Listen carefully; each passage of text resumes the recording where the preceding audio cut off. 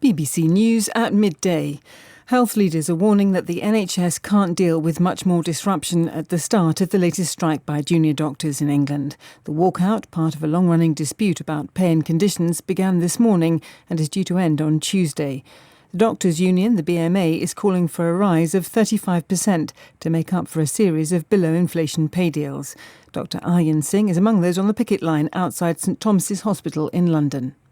None of us want to be on strike. Doctors are patients. My family members are patients. They've had operations, procedures, appointments cancelled during these strikes as well as the last set. And all we're asking for the government is a credible offer. But the Chief Secretary to the Treasury, John Glenn, insisted the government's pay offer was fair. We've tried very hard to resolve the dispute, and we've offered the junior doctors 10.3% in their first year, an average of just under 9%, listening to the independent pay review body for their profession. The UK's economy grew by 0.2% between April and June, exceeding the expectations of many economists. The Office for National Statistics said the rise was due in part to increased activity in manufacturing and the warm weather in June, encouraging people to go out to pubs and restaurants.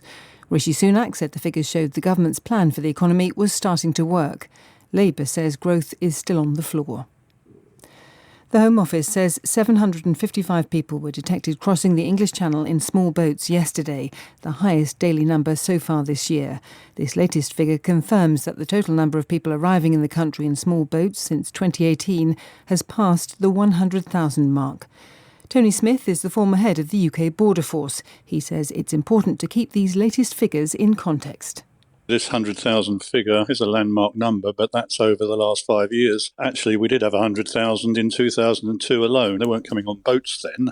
They were coming by lorry or on the trains. I think probably a better benchmark is the number we get each year. Last year, we had 75,000 here, 45,000 by boat. And that compares with 218,000 in Germany, 137,000 in France, even 100,000 in Austria.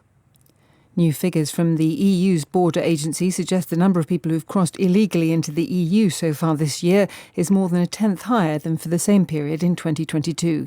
Frontex says the increase has been driven by the number of people who crossed the Mediterranean, mainly in small boats between North Africa and Italy, which has more than doubled.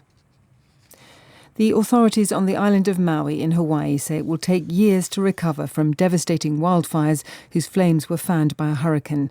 55 people are now known to have died, but that number is expected to rise significantly. The historic seaside town of Lahaina has been almost completely burned to the ground. These residents have returned to see what remains of their homes. Nobody really knows until they can make it in here whether their houses are standing or not. Beyond any tsunamis or any other tropical storms that have come through, by 100 times. People lost everything. Homes, jobs, their cars, some their pets. There's still people missing. The EU has said Niger's president is being held in deteriorating conditions under house arrest and has called for his immediate release. Mohamed Bazoum was ousted in a military coup last month. The EU Foreign Policy Chief, Josep Borrell, said President Bazoum had been deprived of food and medical care for several days. West African leaders have said all options are still on the table to deal with the coup, including the use of force. In football, Sweden have survived a fight back from Japan to reach the semi-finals of the Women's World Cup. Goals from Amanda Ilestedt and Filippa Angeldal took them to a 2-1 victory. They'll face Spain next week for a place in the final.